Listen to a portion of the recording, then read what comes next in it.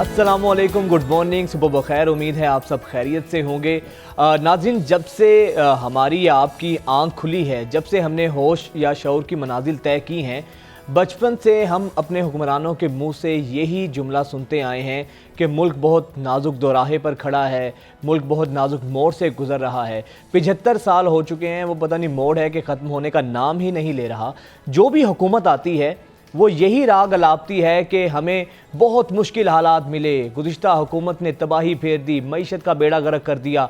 हम आए हैं, हमने संभाला दिया है और साथ में आवाम को कुछ भाषण भी देते हैं, आवाम को सादगी किफ़ायतशारी के लेक्चर्स भी दिए जाते हैं और साथ में ये भी कहा जाता है कि गैर मामूली हालात हैं, मुश्किल हालात में हमें हुकूमत मिली है तो लिहाजा कुछ मुश्किल फ़ैसले भी करना होंगे। कल शहबाज शरीफ साहब जो कि वज़ीर आज़म हैं, उन्होंने भी कुछ इसी तरह के अल्फाज से अपने जज्बात की अक्कासी की इजहार किया कि जब हमें हुकूमत मिली तो इतने मुश्किल हालात थे कि मियाँ साहब लंदन में बैठ के बहुत परेशान होते थे कि कैसे हालात बेहतर होंगे, डिफ़ॉल्ट का ख़दशा था और मुल्क की हालत ऐसी थी कि खुदा न खास्ता कि हमारी एलसीज भी ओपन नहीं हो रही थी, इंतहा के बुरे हालात थे। कल बेसिकली शहबाज शरीफ साहब ने कहा क्या, पहले आप वो मुलाहिज़ा कीजिए। इससे बड़ा और क्या फजल और करम हो सकता है कि हम डिफॉल्ट से बच गए। अगर खुदा न खास्ता डिफॉल्ट हो जाता तो फिर हमें पाकिस्तान के अंदर दवाई और रोटी के लिए उसके लाले पड़ जाते। डिफॉल्ट क़यामत तक एक काला धब्बा होता जो मेरे माथे पर और मेरी कब्र में भी कतबा लगता होता कि इसके ज़माने में डिफॉल्ट हुआ। तो जनाब शहबाज शरीफ साहब की गुफ्तगू तो मुलाहिज़ा फरमाई और आप इस अल्फाज पे गौर करें।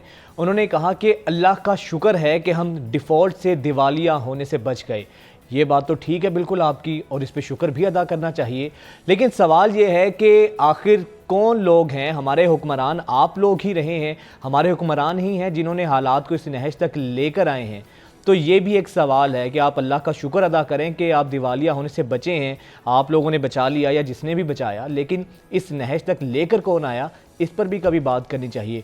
नून लीग की सियासत के हवाले से बहुत बातें हो रही हैं। कल फैसलाबाद में शहबाज शरीफ साहब ने जब वहाँ पर तकरीब से खिताब किया तो उन्होंने बड़ी अहम बात की। उन्होंने कहा कि जो जो लोग नून लीग को खैरबाद कह चुके हैं, जो जो लोग नून लीग को छोड़ चुके हैं, उनके लिए हमारे तमाम दरवाजे खुले हैं। गालिबन उनका इशारा नून लीग के जाने वाले लोगों की तरफ था, जिनमें चौधरी निसार साहब भी हैं। उसके अलावा फैसलाबाद में उन्होंने खड़े होकर बात की है, ये बहुत अहमियत की हामिल है क्योंकि फैसलाबाद वो नून लीग का गढ़ था जहां पर 2013 के इंतखाबात में नून लीग ने 10 की 10 नशिस्तों पर क्लीन स्वीप किया था और फिर 2018 में वहाँ पर फिर हालात ये थे कि सिर्फ 2 नशिस्तें ऐसी थी जिस पर पाकिस्तान मुस्लिम लीग नवाज़ को कामयाबी हासिल हुई थी, बाकी 8 नशिस्तों पर तहरीक इंसाफ ने कामयाबी हासिल की थी। इस पैराए में ये बहुत अहमियत का हामिल है और कुछ ज़राए ये भी कहते हैं कि नून लीग का जो इलेक्शंस पर फोकस है वो ज़्यादा जो इलेक्टेबल्स हैं उनकी तरफ है। अब नून लीग की सियासत जा किस जानिब रही है और इलेक्शंस में नून लीग के पास नैरेटिव क्या होगा, क्या ऐसा सियासी मंजर होगा जिसको नून लीग अवाम के आगे पेश कर सकेगी, ये बहुत सवालिया निशान है। इसी पर बात करने के लिए सीनियर तज्ज़ियाकार नज़ीर लगारी साहब हमारे साथ मौजूद हैं। बहुत शुक्रिया लगारी साहब आपके वक्त का। लगारी साहब, सबसे पहले तो इस बात पे बताइएगा कि शहबाज शरीफ साहब ने ये जो कहा है कि जो लोग हमें खैरबाद कह चुके हैं वो वापस आना चाहते हैं तो दरवाजे हमारे उनके लिए खुले हैं, और इलेक्टेबल्स के हवाले से भी बहुत बातें हो रही हैं कि नून लीग का महवर या फोकस इलेक्टेबल्स हैं इस इलेक्शन में। आप क्या समझते हैं सर, क्या मजीद स्ट्रेटजी नैरेटिव क्या होगा नून लीग का? देखिए बहुत अच्छी बात है कि मुल्क डिफॉल्ट से बच गया, हुक्मरान डिफॉल्ट से बच गए, हुक्मरान अशराफिया डिफॉल्ट से बच गई, लेकिन अवाम नहीं रूलिंग इलीट जो है वो डिफॉल्ट से बच गई, मगर आम आदमी डिफॉल्ट कर चुका है। पाकिस्तान के 22 करोड़ में से 21 करोड़ लोग, इससे बहुत ज्यादा लोग जो हैं वो डिफॉल्ट कर चुके हैं।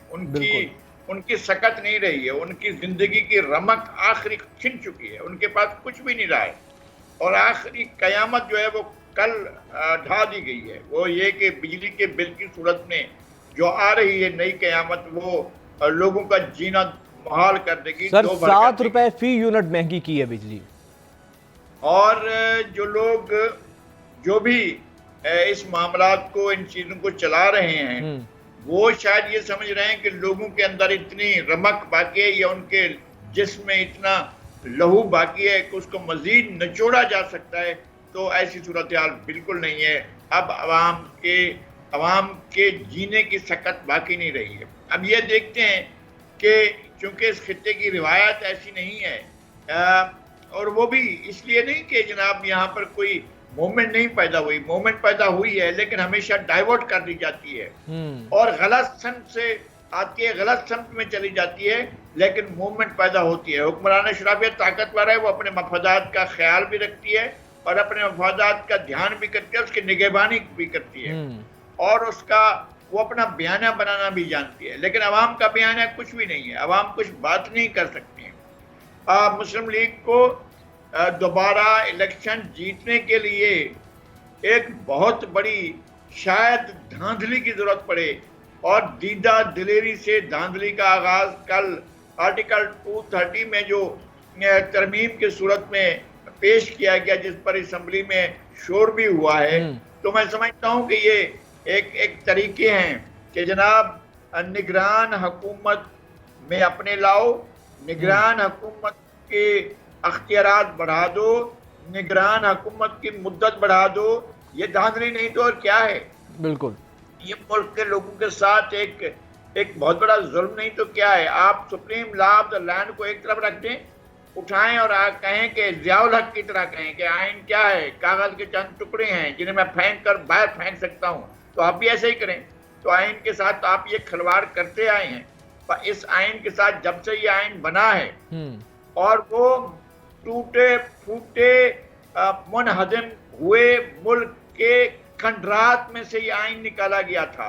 जब आधा बाजू हमारा कट चुका था उस वक्त ये आइन बनाया गया था और अब ये आइन आपको अब तक एक साथ रखता हुआ आया है और इस आइन को आप खत्म कीजिए। आपके पास बहरहाल ये ताकत है और ताकत के जरिए आप कुछ भी कर सकते हैं, लेकिन ऐसा नहीं है कि ताकत हमेशा फतह पाती हो। कभी कभी ऐसा होता है कि अवाम भी उठ खड़े होते हैं और अवाम भी अपनी बात करते हैं और अवाम अपने आप को लेकिन लगारी साहब, इस वक्त जो मुआशी हालात तो सर आपके सामने हैं, आपने बिल्कुल सही फरमाया कि हुकूमत चाहे दिवालिया हुई या नहीं हुई, मुल्क दिवालिया हुआ या ना हुआ, अवाम अलबत्ता दिवालिया ज़रूर हो चुकी हैं। अब इन इलेक्शंस के अंदर इन सारे हालात को मद्देनज़र रखा जाए तो क्या आपको लगता है कि अवाम का रुझान किस तरफ होगा? नून लीग जो दावे कर रही है और अक्सर कहते हैं कि नवाज शरीफ साहब ही आएंगे और वज़ीर आज़म चौथी मरतबा बनेंगे, आपको सियासी मंजरनामा क्या नज़र आ रहा है मुस्तकबिल करीब का? मुझे इंतहाई दुख से, इंतहाई अफसोस से, इंतहाई तकलीफ से ये कहना पड़ता है कि सबने मिलकर, ताकतवर लोगों ने, इदारों ने, अफराद ने, ग्रोहों ने मिलकर जो ऑप्शन लिया था वो मुल्क के लिए भी खतरनाक साबित हुआ और उनके लिए भी खतरनाक साबित हुआ। वो तबाह कुन ऑप्शन था जो लिया गया था। अब वो उनकी अपनी जान भी मुसीबत में आ गई है और मुल्क भी मुसीबत में फंस गया है। अब इसके बाद जो लोग हैं इनसे तो लोग वैसे ही बेजार हैं। एक ऐसी अवाम दोस्त सियासी जमात आन की आन में वजूद में नहीं लाई जा सकती है कि जो लोगों को एक पेज पर जमा करे, इसलिए कि उस जमात के उठने से पहले ही उसको खत्म करने के असबाब मौजूद होंगे और खत्म करने वाले भी मौजूद होंगे। अब आपने इसी में से अगर रास्ता निकालना है तो फिर आपके पास यही लोग हैं और इन्हीं में से किसी को मुंतखब कीजिए, कोई रास्ता बनाइए और सांस लेने की कोशिश कीजिए। सांस ली नहीं जा सकेगी। आप कुछ खाने की कोशिश कीजिए, आप कुछ खा नहीं सकेंगे, है ही नहीं कुछ खाने के लिए। अब इस सूरत हाल में आपके पास क्या बनता है और आप किस तरफ जाते हैं ये हमें अंदाजा भी नहीं है, मालूम भी नहीं है। लेकिन हुक्मरान चीजों को ठीक करने के बजाय खराब करते चले जा रहे हैं और वो खराबी बहुत आगे चली गई। सर, ये जो फिर नून लीग अवाम में ये जो हुकूमत है, ये जो आइन में रद्दोबदल कर रही है, आर्टिकल 230 की आपने बात की, उसके अलावा फिर निगरान हुकूमत के हवाले से अब निगरान वज़ीर आज़म के मुतल्लिक इसहाक डार साहब का नाम भी तजवीज़ किया जा रहा है। तो अगर इसहाक डार साहब इस मौजूदा इंटरम सेटअप के PM बनते हैं तो सर ये तो खुद as itself impartiality interim setup के ऊपर बहुत ज़्यादा सवालात उठेंगे। तो आपको क्या लगता है, इसका सियासी फ़ायदा कोई नून लीग गेन करना चाहती है, मुआशी कोई फ़ायदा होगा इसहाक डार साहब के PM बनने से, या फिर सियासी तौर पे कोई इसके एडवांटेज हमें हासिल होंगे? नहीं, इसाक डार साहब का नाम परसों लॉन्च किया गया, कल वापस ले लिया गया।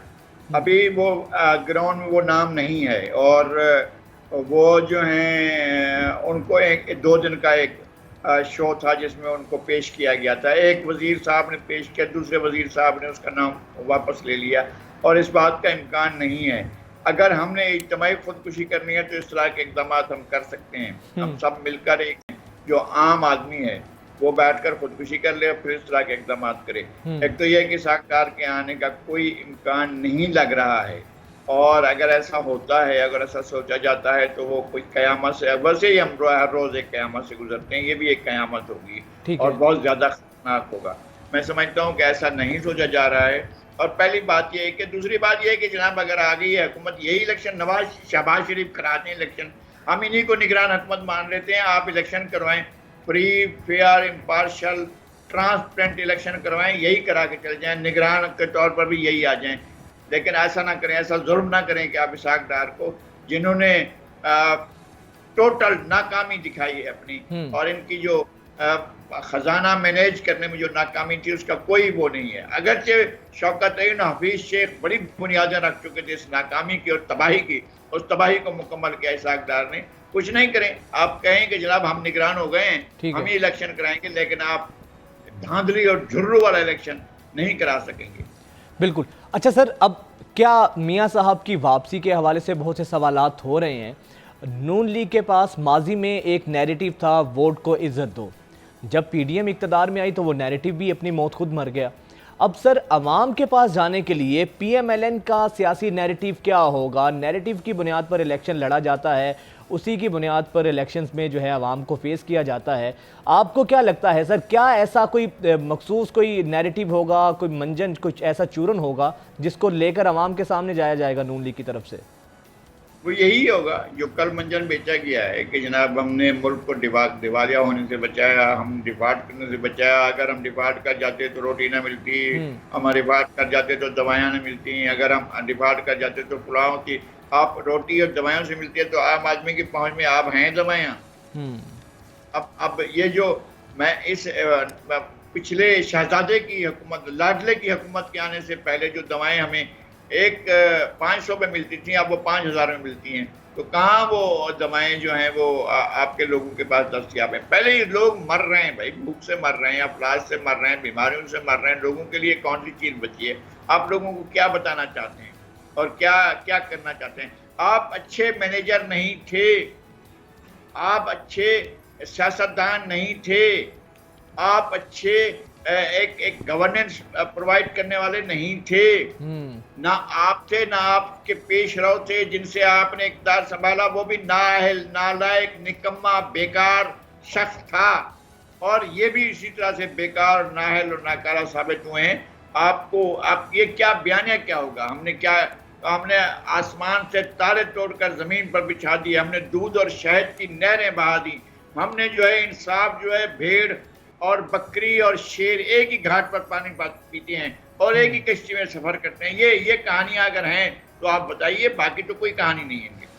बिल्कुल बजा आपने फरमाया। बहुत शुक्रिया नज़ीर लगारी साहब आपके वक्त का। और इसमें तो जिस तरह नज़ीर लगारी साहब ने कहा कि हुक्मरान या हमारी हुकूमत, मुल्क दिवालिया हुआ नहीं हुआ लेकिन आवाम ज़रूर दिवालिया हो चुकी है। हालात तो ये हैं कि लोग ख़ुदकुशियाँ कर रहे हैं, बच्चों समेत छतों से छलांग लगा रहे हैं, दरियाओं में कूद रहे हैं, इस हद तक हालात हैं। लेकिन अल्लाह करे ये हालात बेहतर हों, जो कि दूर दूर तक जिसके इम्कानात दिखाई नहीं दे रहे हैं। लेकिन इलेक्शंस में ही पता चलेगा कि हमारे जो सियासतदान हैं वो तो एक दूसरे पर इल्ज़ाम लगाते हैं। मौजूदा हुकूमत हमेशा जो गुज़िश्ता हुकूमत होती है, साबका हुकूमत होती है, उस पर इल्ज़ाम तराशी करती है। जो मौजूदा हुकूमत होती है वो फिर आगे से दावे भी करती है कि हमें थोड़ा टाइम और मिला तो हम हालात मज़ीद बेहतर करेंगे। लेकिन असल इन हालात का जिम्मेदार कौन है, ये अवाम इलेक्शंस में ही फैसला करेंगे। अगले हम नाज़रीन सेगमेंट की जानिब बढ़ते हैं। बड़ा मज़े का सेगमेंट है।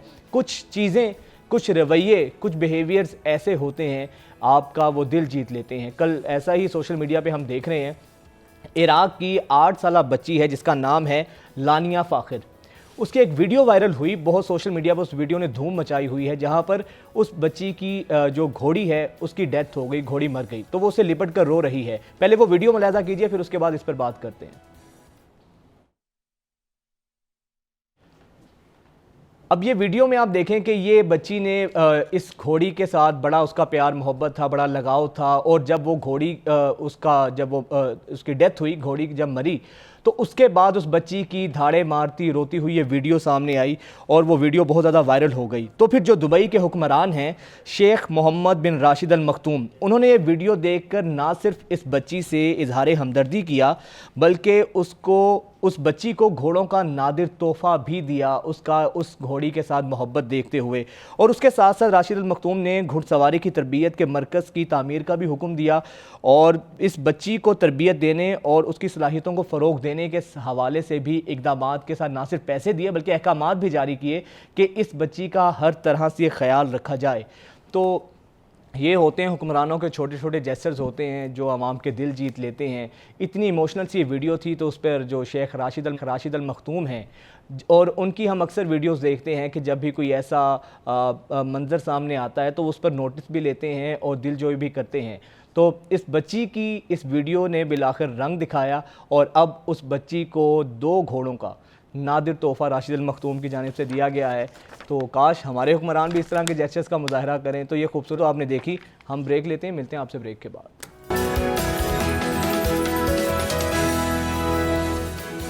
ब्रेक के बाद आपको खुशामदीद कहेंगे। और नाजरीन, पाकिस्तान के हवाले से अच्छी खबरें तो बहुत कम सुनने को मिलती हैं।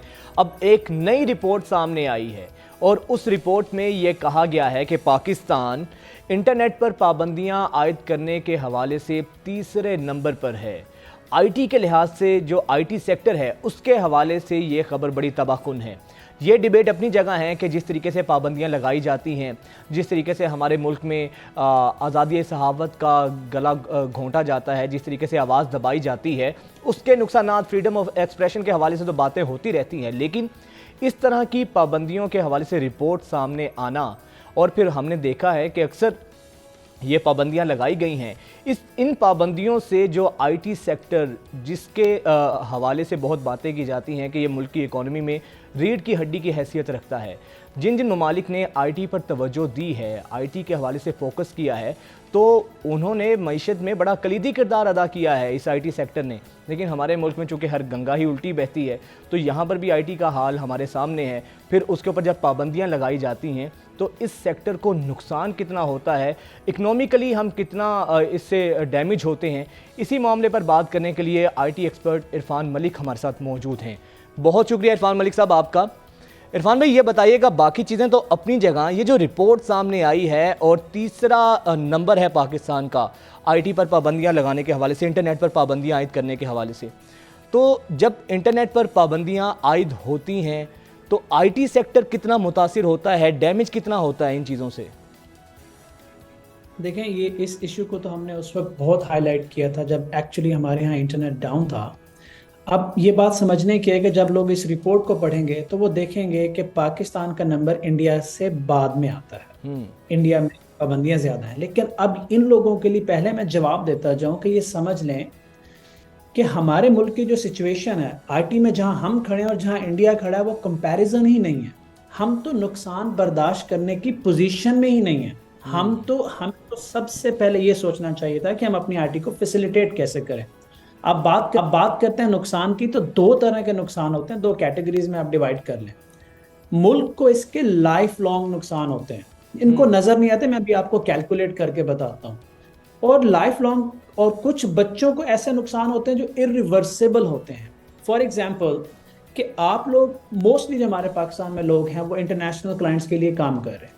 अब जिन प्रोजेक्ट्स पे हम काम कर रहे हैं वो प्रोजेक्ट पर डे $40,000, $60,000, $50,000 बना रहे हैं, इससे भी ज्यादा, क्योंकि मैं जिन प्रोजेक्ट्स को, अब अगर वो प्रोजेक्ट डाउन होता है किसी क्लाइंट का, गोरे का, और उस वक्त पाकिस्तान की टीम डिस्कनेक्टेड है, इंटरनेट पे काम ही नहीं कर रही, तो वो सालों का एतमाद दिनों में खत्म होता है।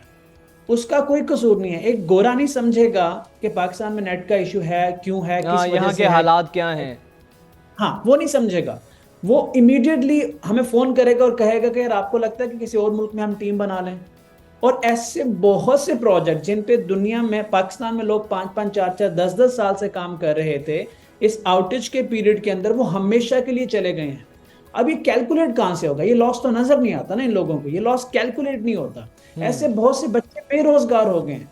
पता है 6 से 8 महीने में मिनिमम बता रहा हूँ, ऑन एवरेज 1 से 1.5 साल लगता है एक फ्रीलांसर को अपना पहला कॉम्प्रिहेंसिव प्रोजेक्ट ऑन बोर्ड लाने में। अब जब वो प्रोजेक्ट ऑन बोर्ड आता है और इस तरह के इश्यूज आते हैं, उसका करियर ही खत्म हो जाता है, वो होपलेस हो जाता है। एक बच्चा होपलेस जब होगा तो वो क्या करेगा? हमारे यहाँ इंटरनेट बंद करना ऐसे है जैसे कोई लोकल मार्केट बंद करा देना, और हमें पता नहीं है कि इसके डैमेजेस जो हैं आप कई सालों तक भुगत रहे होते हैं। अच्छा इरफान, ये बताइएगा, जिस तरह आपने बात की कि हमें आइडिया नहीं है, हमारी जो हुकूमतें होती हैं, जो अब तो आईटी मिनिस्ट्री भी है, वजारत भी है, उनको इस चीज़ की रियलाइजेशन नहीं है कि इसको डैमेज करने से नुकसान कितना होगा, और अगर उनको इस चीज़ का मालूम भी है तो क्या फिर भी इन तमाम तर जो भी सियासी हमारे हालात हों, इसका कोई और सब्स्टिट्यूट नहीं है कि ये सिंपल सा हल है कि आप बिल्कुल इंटरनेट की बंदिश कर दें और उसके बाद आप अपना जो चाहे करते फिरें? देखिए, मैं इसका सीधा जवाब दूंगा। अब कोई माइंड करे तो मैं उसके से पहले माजरत कर लूँगा। आप मुझे ये बताएं कि मेरा सॉफ्टवेयर हाउस 2 दिन में बंद रहे तो आप तो उसका नुकसान कैलकुलेट नहीं कर सकते ना, क्योंकि आपकी तो फील्ड ही हो रहा है। आप तो सॉफ्टवेयर हाउस के अंदर रह के कभी काम ही नहीं किया, आपको तो पता नहीं है सेक्टर का। लेकिन आपका स्टूडियो बंद होगा तो उसका लॉस सिर्फ आप बता सकते हैं, मैं नहीं बता सकता। आईटी मिनिस्ट्री के अंदर हमने ऐसे लोग बिठाए हुए हैं डिसीजन मेकिंग पे सर, जिनका ना फ्रीलांसिंग से ताल्लुक है, ना सॉफ्टवेयर डेवलपमेंट से ताल्लुक है, ना इंटरनेशनल क्लाइंट रिलेशन से ताल्लुक है, ना इस बिजनेस वर्ल्ड से ताल्लुक है। अगर ऐसे लोग बैठे होते, मैं गारंटीड कहता हूं, जो नीचे से उठ के गए हैं, जो इस सारे साइकिल को देख के गए हैं, जो स्ट्रगल करके गए, जिनको एक क्लाइंट लाने के लिए कई कई रातें काम करना पड़ा हो, कई रातें जागना पड़ा हो, कई रातें ऑफिस के फर्श पे सोना पड़ा हो, वो इंटरनेट बंद करने से पहले 1000 मरतबा सोचेंगे। हम लोग जहां चंद एप्स को रिस्ट्रिक्ट करके अपना काम चला सकते हैं, हम वहां पे इंटरनेट बंद कर देते हैं। The only reason is that कि वहां जो लोग बैठे हैं वो इस दुनिया को समझते नहीं, उनका ताल्लुक इस आईटी और फ्रीलांसिंग की दुनिया से है ही नहीं। तो मैं उम्मीद कर भी नहीं सकता कि वो ऐसी पॉलिसीज बनाएंगे कभी। उस वक्त तक ऐसी पॉलिसीज नहीं बन सकती कि इंटरनेट कब शट डाउन होगा, कैसे शट डाउन होगा, स्ट्रेटेजिकली एंड सिस्टमैटिकली, जब तक इस दुनिया से उठ के लोग, इस फ्रीलांसिंग और आईटी की दुनिया से लोग उठ के डिसीजन मेकिंग में नहीं बैठे होंगे। अच्छा इरफान, भारत हमारा हमसाया मुल्क है, उसकी आईटी इंडस्ट्री भी आपके सामने है, तो ये जो बंदिश है इंटरनेट की, हम तो ये देखते हैं सिर्फ पाकिस्तान में ही तो नहीं होती, बाकी ममालिक में भी होती है, तो फिर हम ही क्यों इस पर ज़्यादा कूदते हैं? आपको क्या लगता है कि बाकी ममालिक में भी यही चीज़ें हैं ऐसी? 2 रीज़न देखें, हर जगह होता है, लेकिन 2 चीज़ें समझ लें। जब एक घर के अंदर कोई आफत आती है, कोई फाइनेंशियल क्राइसिस आता है, तो उस घर के लोग बाहर काम पे जाने से पहले ये नहीं देखते कि बाहर बारिश हो रही है या आंधी आ रही है, वो काम पे जाएंगे। और जिस घर के अंदर रिजर्व्स पड़े, पैसों के क्राइसिस ना हो, वो हल्का सा मौसम गर्म भी हो तो घर से काम के लिए नहीं निकलते। हमारे मुल्क के हालात देखें, आईटी की जरूरत को देखें, हमें जो भी हालात खराब हो, हमें आईटी को फैसिलिटेट रखना है, हमें आईटी को चलाते रहना है। बिल्कुल। बाकी मुल्कों में इंटरनेट की जो बंदिश होती है वो सिस्टमेटिकली होती है, एरिया वाइज होती है, देखते हैं वहां कौन लोग कैसे होंगे, फिर उनके बैकअप प्लान्स होते हैं, और फिर वो डैमेजेस को भी पे ऑफ करते हैं। They know what to do, उनका एक पूरा इंफ्रास्ट्रक्चर बना हुआ है। हमारे यहाँ इंटरनेट बंद होने से पहले सोचा भी नहीं जाता कि इसके नुकसान क्या होंगे, इंसानी जानों पे, बिजनेस पे, करियर्स पे, फ्रस्ट्रेशन पे क्या नुकसान होंगे। हमें अगर पॉलिसीज बना लेते कि सिक्योरिटी के मसले हैं, इंटरनेट बंद होते हैं, उस पर आप नहीं कह सकते बात, लेकिन सिस्टम बना लें, स्केड्यूल बना लें, जियोग्राफिकल रीजन्स कर लें, जोन्स बना लें, ठीक है, फिर इंफॉर्मेशन सिस्टम बना लें। अगर आज आप मुझे बताते हैं ना कि सर कल इंटरनेट बंद होगा और इतनी देर से इतने बजे तक बंद होगा, तो शायद मैं कुछ कर लूँ, शायद मैं अपने क्लाइंट को इन्फॉर्म कर दूँ, शायद मैं कोई बैकअप अरेंज कर लूँ, शायद मैं इंटरनेशनल दोस्तों से कह के कुछ अरेंजमेंट कर लूँ।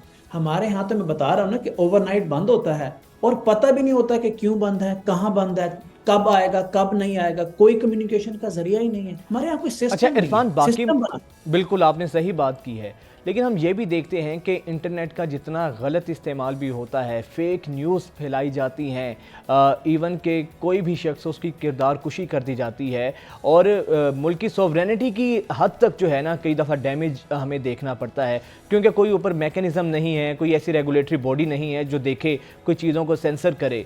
तो इस हवाले से आप क्या समझते हैं, क्या कानून साजी होनी चाहिए ताकि जो हमारा मीडिया है वो बिल्कुल जो हमारा इंटरनेट है या हमारा जो सोशल मीडिया है वो बिल्कुल छुतर बेमुहार ना हो, कोई ना कोई उसकी भी लिमिट्स होती हैं, कुछ उसके हवाले से भी एसओपीज होने चाहिए।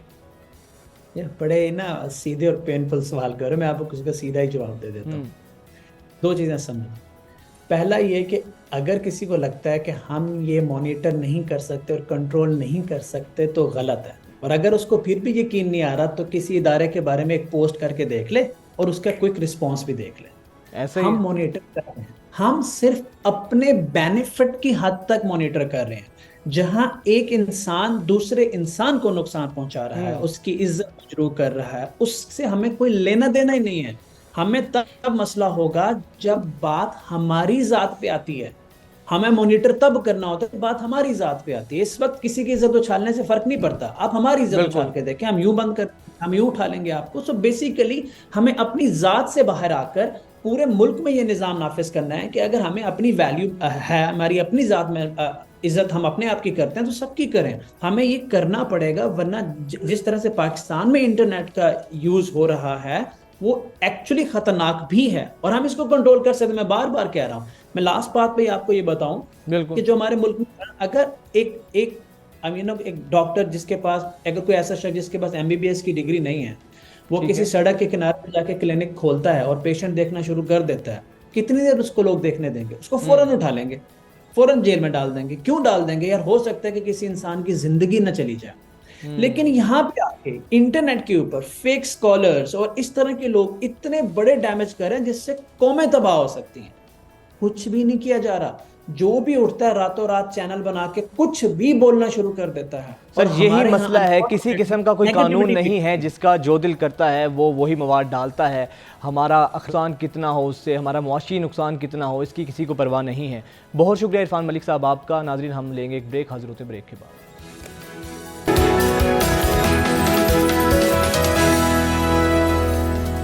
ब्रेक के बाद आपको एक दफ़ा फिर से खुशामदीद कहेंगे। नाज़रीन, जो सियासतदान होता है या जो हुक्मरान होते हैं वो किसी भी आवाम के लिए वहाँ के रोल मॉडल होते हैं, क्योंकि आवाम की वो नुमाइंदगी करते हैं।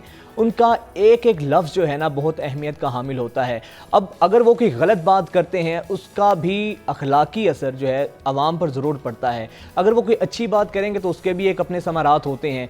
लेकिन हमारे वो वुज़रा या हमारे ये हुक्मरान इस तरह की बाजारी ज़बान अक्सर इस्तेमाल करते हैं कि जिनको देखकर सर शर्म से झुक जाते हैं और आप सोचने पर मजबूर होते हैं कि ये हैं वो हमारे अवामी नुमाइंदे जिनको हम झोलियां भर भर कर वोट देते हैं। और पार्लियामेंट जो कि 24-22-23 करोड़ आवाम की नुमाइंदगी करता है, उस फोरम पर खड़े होकर ख़वातीन के हवाले से इस तरह के जुमले कसना।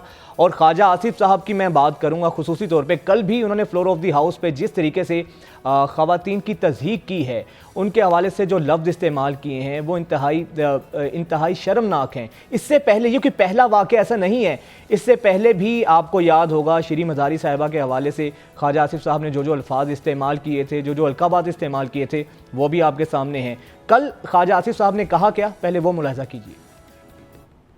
बाख्ता औरतों को जो है चेस्टिटी के ऊपर जो है लेक्चर देने की जरूरत नहीं होती। पहले अपना दामन देखें, उसके बाद पाक दामनी के ऊपर हमें लेक्चर दें। पहले अपना दामन देखें, उसके बाद पाक दामनी के ऊपर लेक्चर दें। आपको कोई सर्टिफिकेट मिला है या कोई सनद है आपके पास कि आप ख़वातीन का करैक्टर तय करेंगे कि इसमें से अखलाक बाख्ता कौन सी है, गैर अखलाक बाख्ता कौन सी है?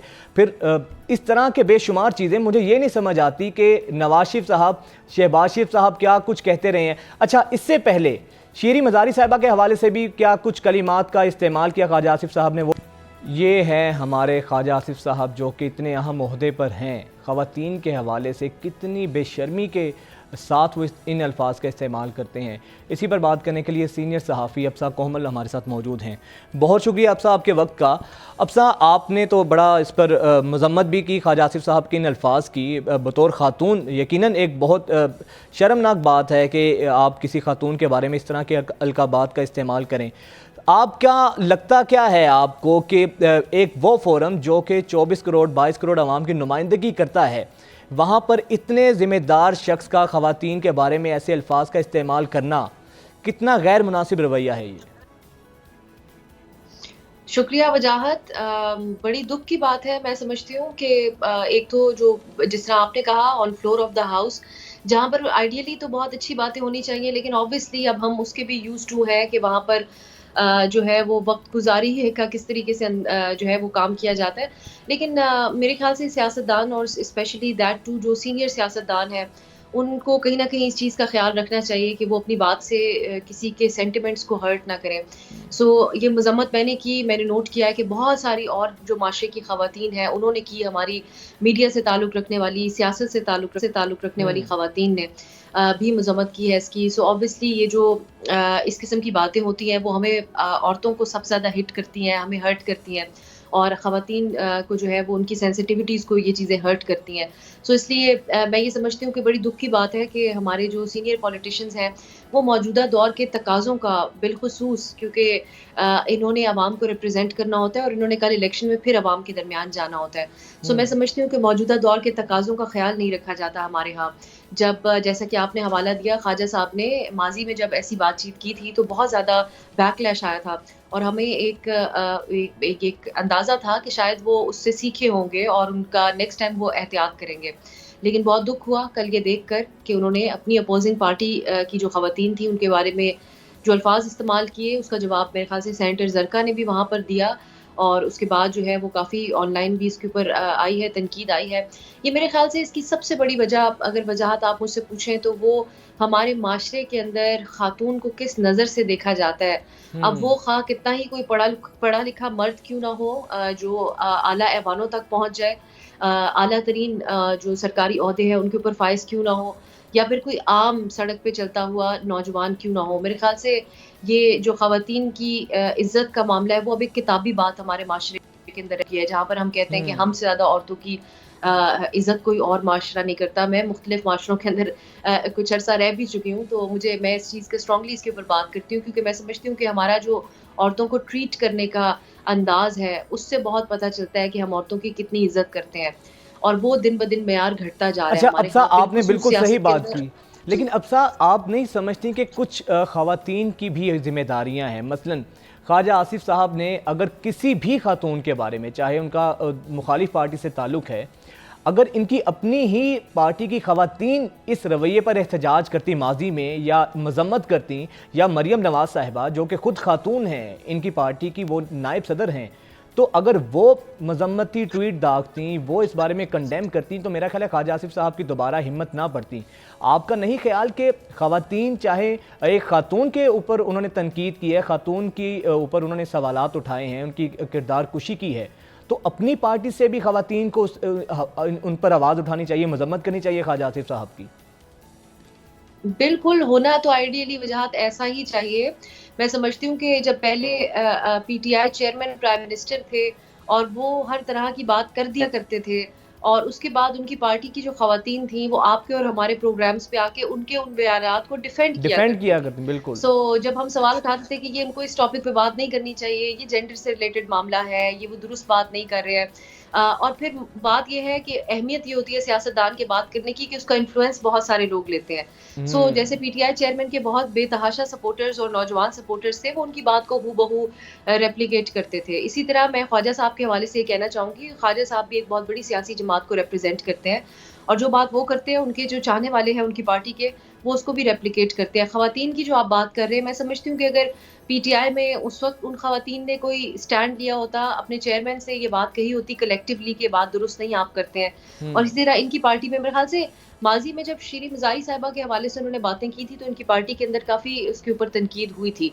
लेकिन अब हमें ये देखना होगा, क्योंकि कल का वाक़या है कि इनकी पार्टी की जो नायब सदर है मरियम नवाज़ साहिबा, वो खुद एक खातून है, वो खुद एक इस किस्म की जो अल्फाज है उनसे उनका शिकार रह चुकी हैं सियासत के अंदर, और अपना पेशा वराना काम करते हुए जो सियासत उनका जो बेसिकली जो उनकी फील्ड है, उस पे काम करते हुए उनको इसी किस्म की तनकीद का सामना रहा है, तो वो कैसे रिएक्ट करती हैं ख्वाजा साहब के इस बयान के ऊपर, ये देखना हमारे लिए बहुत अहम होगा, और ये काफ़ी हद तक तय करेगा कि मुस्तकबिल में और बिलखुसूस इलेक्शन के अंदर हम किस किस्म की जुमलेबाजी देखेंगे, बिलखुसूस जो ख़वातीन सियासतदान हैं उनके हवाले से।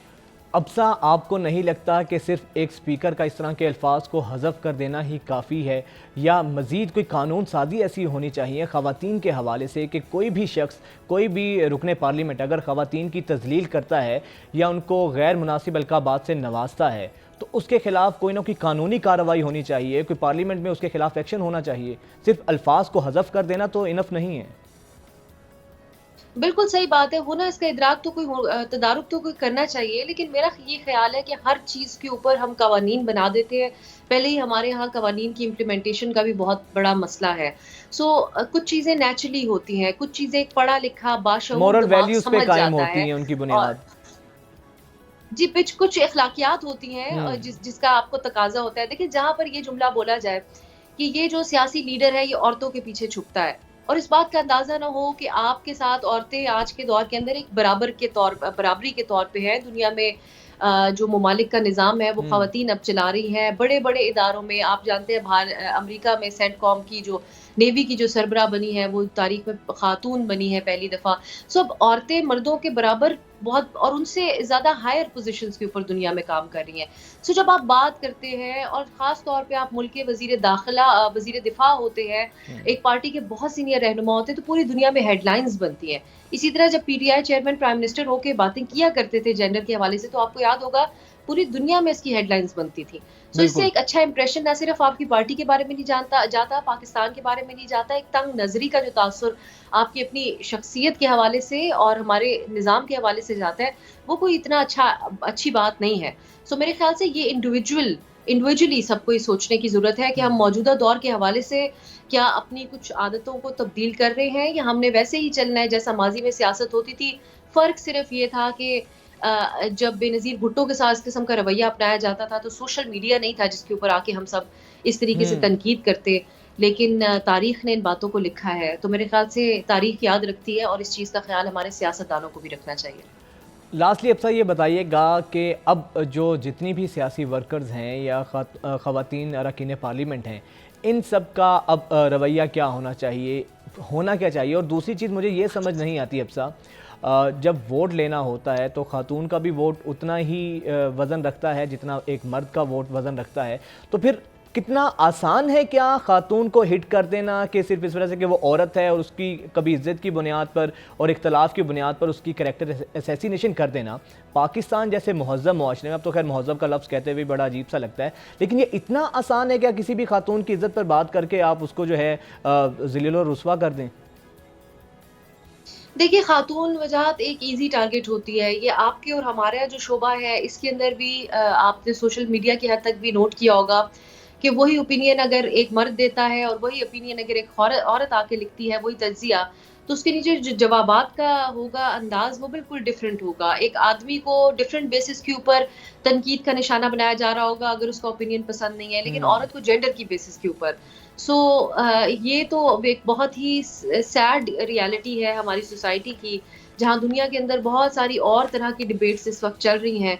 हमारे यहाँ अनफॉर्चुनेटली एक औरत होने को एक जुर्म बना दिया जाता है। हमारे यहाँ गैरत के साथ औरत को जोड़ा जाता है। उसके अलावा अब देखिए आपके बहादुरी का ताना दिया जा रहा है अगर पीटीआई चेयरमैन को, तो वो भी औरतों के हवाले से दिया जा रहा है। बहुत ही इस तरह की इस्तिलाहात है जिनको हमें लगता था कि आज के दौर में ऑनेस्टली अगर आज से 5-6 साल पहले मैं बैठ के सोचूं, मैं समझती थी हमारे जो पॉलिटिशियंस हैं वो बड़े पोलिटिकली करेक्ट हो चुके होंगे इन मामलात के अंदर, बिलखुसूस जब वो किसी जेंडर को एड्रेस करते हैं, मुख्तलिफ किस्म की इस्तिलाहात का इस्तेमाल करते हैं। लेकिन बड़ा ही दुख होता है ये कहते हुए कि जो हमारे ख़ास तौर पे कुछ पढ़ा लिखा तबका है उनको हमने देखा है कि वो अखलाकी तौर पे काफ़ी पीछे चले गए हैं। इसके रीजंस ऑब्वियसली यही हैं जो हमारे ख़वातीन के बारे में आइडियाज़ हैं, वो उनको हमें तब्दील करने की ज़रूरत है। और अब फाइनली वो जो एक रेस है वो भी नहीं है, बल्कि अब ये ग्राउंड रियलिटी है कि ख़वातीन और आदमियों का तनासुब ऑलमोस्ट दुनिया के अंदर बराबर है और ख़वातीन मर्द हज़रात से ज़्यादा इंपॉर्टेंट पोजीशंस के ऊपर कई मकामात पे काम, इसलिए औरतों को सीरियस लेने की ज़रूरत है, वरना इसका जवाब इनको कल को इलेक्शन कैंपेन में ज़रूर देना पड़ेगा। बिल्कुल देना पड़ेगा और अल्लाह करें अवाम भी इस चीज़ पर उनसे जवाब तलब करें, अवाम भी इस चीज़ पे उनका मुआखज़ा करें। बहुत शुक्रिया आपसा आपके वक्त का। और ऐसा ही है जिस तरह कहा कि खातून को हिट करना बहुत आसान है हमारे मुआशरे में, गैरत की बुनियाद बनाकर, गैरत को लेबल लगाकर, गैरत को बुनियाद बनाकर उस पर तनकीद कर दी जाती है। तो ये जो डिस्क्रिमिनेशन है ये नहीं होना चाहिए है। और ख्वाजा आसिफ साहब के हवाले से मैं तो ख़ास तौर पर नून लीग की जो लीडरशिप है, मरियम नवाज़ साहिबा खुद खातून हैं, उनसे हमारी ये रिक्वेस्ट है कि ख्वाजा आसिफ साहब का ज़रा इस चीज़ पे मुहासिबा करें कि इस तरह किसी भी खातून को आप इस तरह तजलील नहीं कर सकते। सिर्फ बुनियाद ये है कि वो आपकी सियासी मुखालिफ हैं इसलिए, या वो ईजी टारगेट हैं इसलिए आपका जो दिल करेगा आप उनके बारे में अल्फाज यूज़ करेंगे, ऐसा नहीं होना चाहिए। अगले सेगमेंट की जानिब बढ़ते हैं। वज़ीर तवानाई खुर्रम दस्तगीर साहब डेरा इस्माइल खान में एक तकरीब पर मौजूद थे और वज़ीर आज़म शहबाज शरीफ साहब तकरीब से खिताब कर रहे थे। तकरीब से खिताब करते हुए शहबाज शरीफ साहब ने 2-3 दफ़ा खुर्रम दस्तगीर साहब को मुखातिब किया, लेकिन उन्होंने तवज्जो नहीं दी, जिसके बाद फिर वज़ीर आज़म साहब ने उनको डांट पिलाई और उनकी खासी सरजनिश की। ये वीडियो मुलाज़ा कीजिए। कि बड़े बड़े सरमायाकार बिजली चोरी करते हैं और मिलकर बिल जो है आधे पौने दामों में जनाब बिल अदा करते हैं। ये कुल मजमुआ, ये तकरीब गौर से सुनिए मिनिस्टर साहब, जरा गौर से बात सुने। मिनिस्टर ऑफ पावर, इधर तवज्जो फरमाएं। ऐसी ही डांट की, हल्की सी डांट की हम रिक्वेस्ट करेंगे कि थोड़ी सी ख्वाजा आसिफ साहब को भी पिलाई जाए। जिस तरह बीच तकरीब के दौरान डांटा है उन्होंने मिनिस्टर साहब को कि वो तवज्जो नहीं दे रहे थे, थोड़ी सी हमारी रिक्वेस्ट है ख्वाजा आसिफ साहब पर भी ऐसी सी थोड़ी सी अल्फाज का ज़रा तबर्रा करें। उन्होंने जो कुछ फ्लोर ऑफ द हाउस में कहा है, इस डांट के मुस्तहिक जो हैं वो भी बराबर के ही हैं ख्वाजा आसिफ साहब।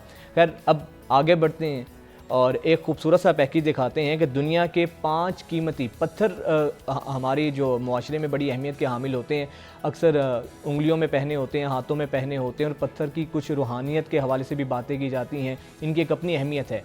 अब दुनिया के खूबसूरत तरीन पत्थर कौन से हैं और ये कितनी अहमियत के हामिल हैं, आप पत्थरों के हवाले से ये खुसूसी रिपोर्ट आपने देखी। वैसे तो पत्थर पहनने का मुझे भी बहुत शौक़ है, मैंने भी पत्थर पहना है और ये कहा जाता है कि पत्थर जो है कुछ लोग शौकिया पहनते हैं, कुछ लोग बाकायदा पहनते हैं। उनको कहा जाता है कि ये पत्थर पहनेंगे इनके आपकी सेहत पर भी असरात मुरतब होते हैं, आपकी रूहानी सेहत पर भी इसके असरात मुरतब होते हैं। कहने वाले तो ये कहते हैं कि पत्थर जो है ना हमेशा वही पहनना चाहिए कि जो आपके सितारे से अटैच होता हो या सितारे से आपके ताल्लुक़ रखता हो। तो पत्थरों के हवाले से एक रिपोर्ट थी, हमने कहा आपसे शेयर करें। हम हाजिर होते हैं ब्रेक के बाद।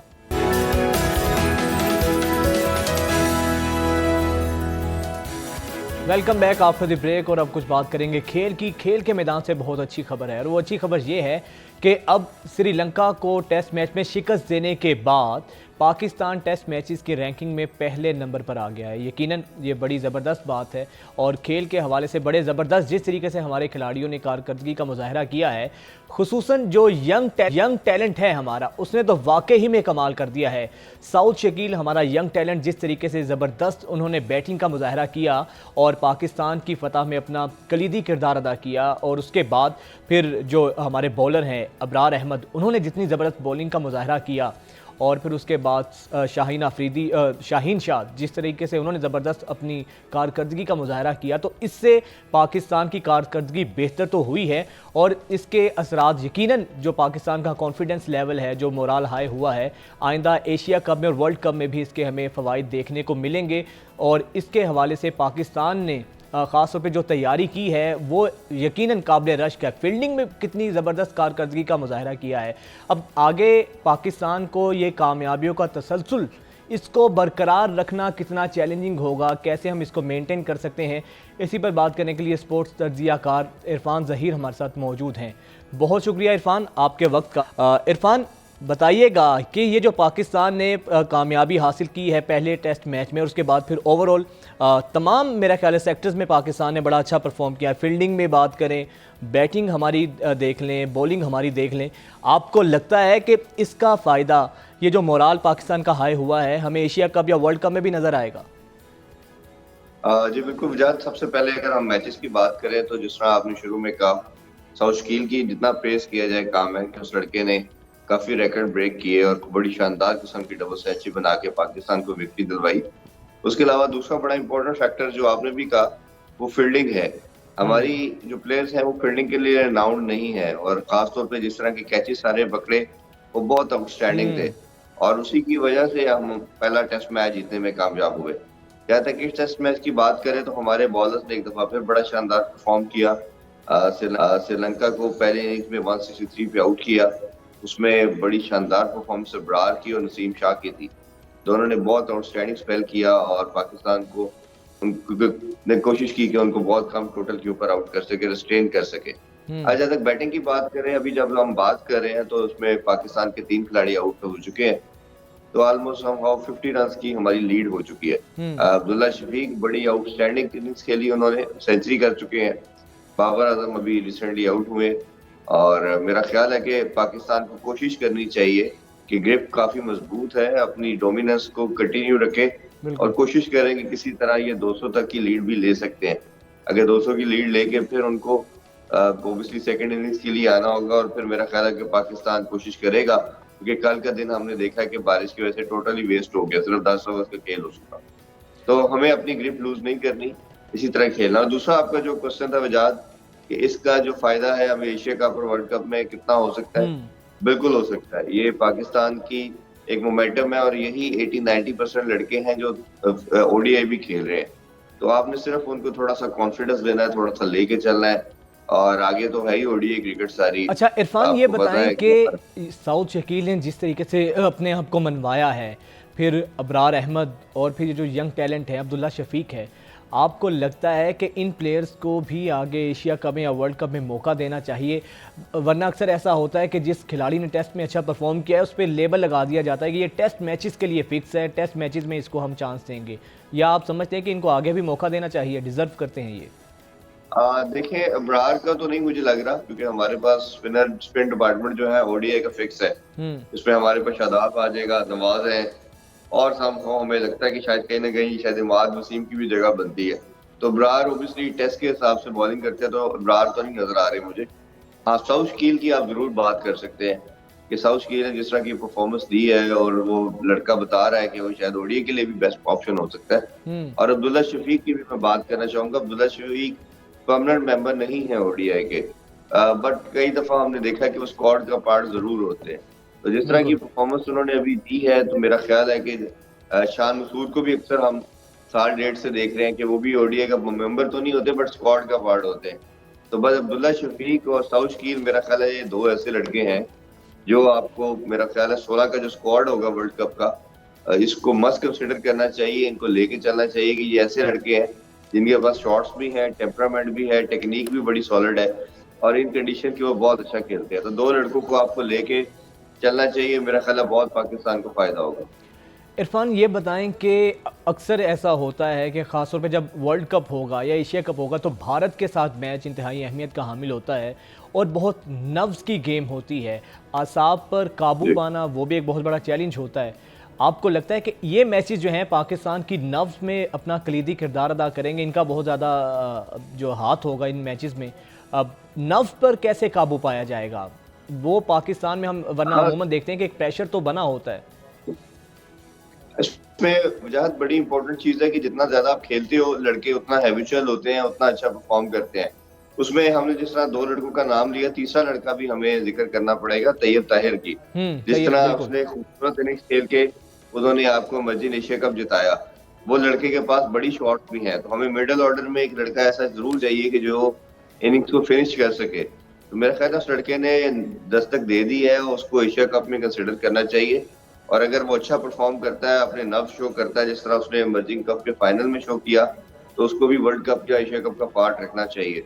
और दूसरा ये कि जितने लड़के ज्यादा खेलते जाएंगे, अभी जैसे एशिया कप के अंदर 2 मैचेस तो मेरे नजर आ रहे हैं कि पाकिस्तान के और इंडिया के होंगे और अगर दोनों टीमें फाइनल में पहुंच जाती है तो हमेशा तीसरा मैच भी देखने को मिले। इसमें एक पॉइंट और ऐड करता हुआ चलूं कि इस दफा एशिया कप के स्केड्यूल के अंदर इन्होंने पाकिस्तान को और इंडिया को एक पूल के अंदर रखा था, एक ग्रुप के अंदर। पाकिस्तान को A1 का नाम दिया गया, इंडिया को A2 का, और इसी वजह से काफी लोगों ने मेरे से पूछा और मैंने अपने शो में भी इस पर जिक्र किया। वो इस वजह से किया गया है कि किसी तरह जो पाकिस्तान में एक सुपर 4 का मैच होना है उसमें इंडिया और पाकिस्तान का मैच ना आ जाए या इंडिया किसी और कंट्री के साथ ना आ जाए, इसीलिए उन्होंने ये मुझे तो पास में बड़ी शातिर चाल का उन्होंने मुजाहरा किया है, शातिर चाल चली है। हाँ जी, तो उन्होंने इसीलिए किया है कि किसी तरह इंडिया का मैच पाकिस्तान में ना आ जाए और हमें कोई मैच पाकिस्तान में खेलना ना पड़ जाए। तो ये क्रिकेट की स्पिरिट के अगेंस्ट है। और इसी तरह हमने वर्ल्ड कप का प्रोमो भी देखा, प्रमोशनल मैसेज के अंदर भी आपने देखा होगा कि उन्होंने पाकिस्तान जो सबसे पाकिस्तान को तो वो किसी खाते ही में नहीं लेकर आए ना, वो तो प्रोमो दे के लागे सर है जैसे ये इंग्लैंड या इंडिया का ही मैच है। पाकिस्तान को तो 1-2 खिलाड़ी दिखाए भी हैं, तो वो भी लूजर्स की शक्ल में उन्होंने हमें पोर्ट्रे किया है। बट वो उनकी छोटी अप्रोच को शो करता है ना जी, कि वो आप इस तरह की माइंडसेट के साथ डिपेक्ट कर रहे हैं। उनको एज ए होस्ट अपना आपका जरा बड़ापन दिखाना चाहिए था, अच्छा जस्से शो करना चाहिए था। बट ये चीजें वजाहत मैटर नहीं करती। एंड ऑफ द डे जब गेम हो रही होती है तो गेम के अंदर जीतना होता है। प्रोमो जिस तरह की मर्जी बना लें, जिस तरह की मर्जी चीजें कर लें, एशिया कप में पाकिस्तान आए ना आए, एंड ऑफ द डे तो गेम जीतने से जीती जाती है। और जो और इन लेडी सब का दिखाता है, जवाब जो देने के लिए लेडी- मेरा ख्याल है इरफान के सबसे बेहतर जवाब देने का तरीका ये है कि आप ग्राउंड में, मैदान में उनको जो है ना शिकस्त दें। बिल्कुल ऐसे ही है। और मेरा ख्याल है कि इंशाल्लाह हमारे लड़के, ओडीआई के जो फॉर्मेट है ना, ये पाकिस्तान को सबसे ज्यादा सूट करता है। और मार्क माय वर्ड्स, ये इंशाल्लाह हमारी टीम उनसे बेहतर परफॉर्म कर रही है ओडीआई के अंदर। और ये इंशाल्लाह हम उनसे एशिया कप में भी जीतेंगे, वर्ल्ड कप में भी जीतेंगे। ये जो फॉर्मेट है, हमें काफी अरसे से मैं देख रहा हूँ, 2-2.5 साल से हमारे लड़के बड़ा शानदार परफॉर्म कर रहे हैं। यस, टेस्ट में हम कहीं ना कहीं शटर कर अच्छा जाते हैं। इरफान, ये T20 बताएं के कि अब अंदर- ज़रा थोड़ा सा क्रिटिकल एनालिसिस कर लेते हैं कि आपको लगता क्या है किन डिपार्टमेंट्स में हमें ज़्यादा काम करने की ज़रूरत है। वरना हमेशा से हमने रिलाय जो ज़्यादा किया है हमारी बॉलिंग लाइन पर किया है। बैटिंग डिपार्टमेंट, फील्डिंग डिपार्टमेंट, आपको क्या लगता है कहाँ पर ज़रा ज़्यादा लूप होल्स हैं या जहाँ पर बेहतरी की हमें ज़रूरत है?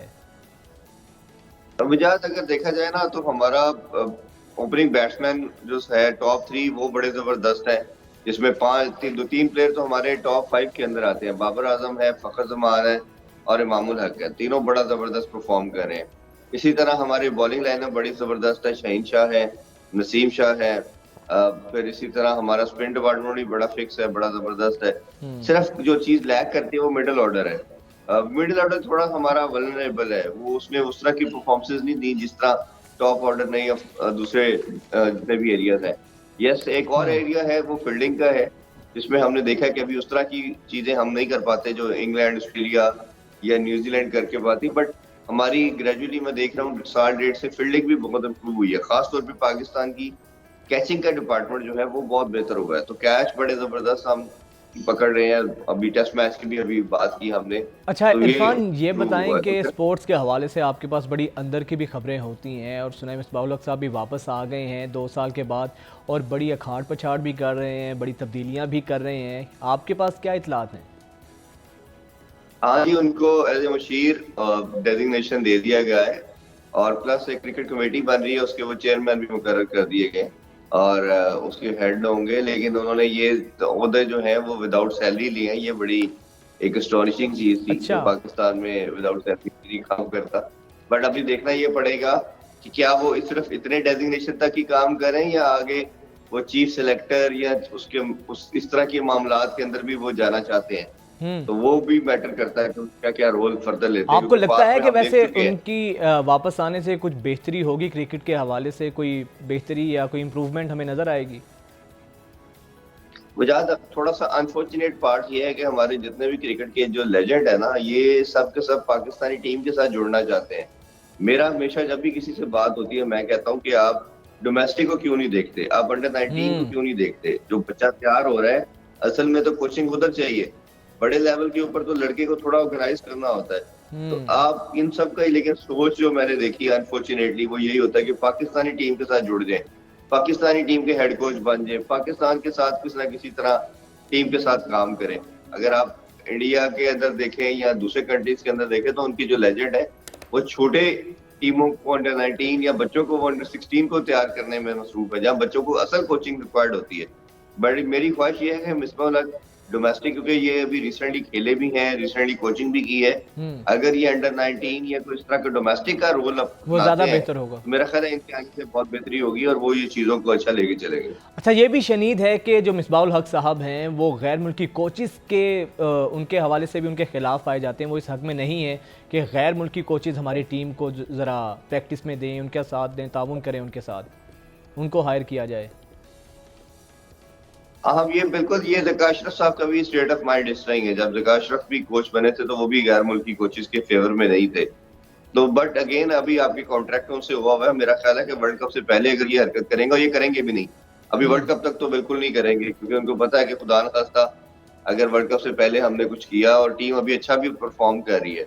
टीम का जिस तरह आप टेस्ट के अंदर देखें 4 के स्ट्राइक रेट के साथ हम लोग खेल रहे हैं, अग्रेसिव क्रिकेट खेल रहे हैं। टेस्ट हम एक साल से जीते नहीं थे, अभी हम जीते हैं, दूसरा इंशाल्लाह फिर जीतेंगे।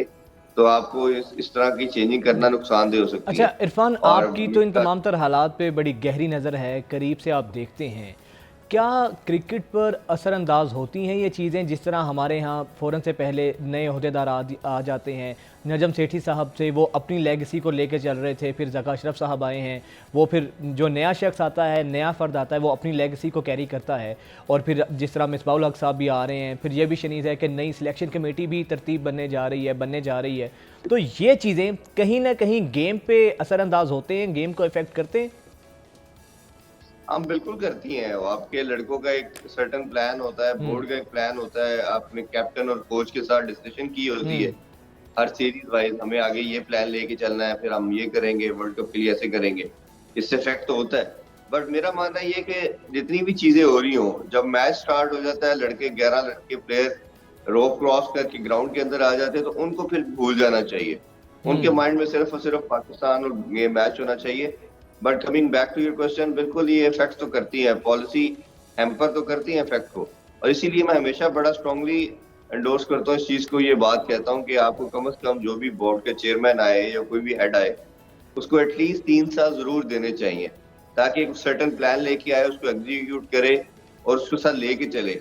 और ये बड़ा अनफॉर्चुनेट है कि हम सारे का सारा सिस्टम पॉलिटिकल है। जब भी आपका कोई पैटर्न आता है और पैटर्न चीफ आएगा, वो पीएम साहब अपनी मर्जी का बंदा लगा देते हैं।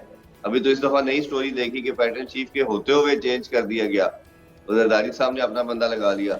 पाकिस्तानी सियासत है इरफान, कुछ भी हो सकता है यहाँ पर, तो कुछ भी चीज़ के हवाले से आप तवक्को कर सकते हैं। अच्छा, लास्टली इरफान ये बताइएगा, बाबर आजम की कैप्टेंसी को लेकर आपकी क्या एक्सपेक्टेशंस हैं?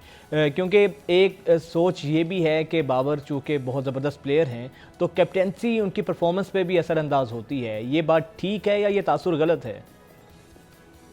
देखिए, बाबर एक जो था, शुरू से हमने देखा लर्निंग कैप्टन है, वो वक्त के साथ सीख रहा है, वो बॉर्न कैप्टन नहीं है। कुछ प्लेयर होते हैं वजाहत जो सीखे सिखाए होते हैं, उनके अंदर बिल्डिंग होती है ये तमाम सलाहितें, करैक्टरिस्टिक्स होती है कि वो कैप्टन है, वो लीड कर पाते हैं। बाबर ऐसा नहीं है। बाबर ने वक्त के साथ सीखा है और वो सीख रहा है, इम्प्रूव कर रहा है।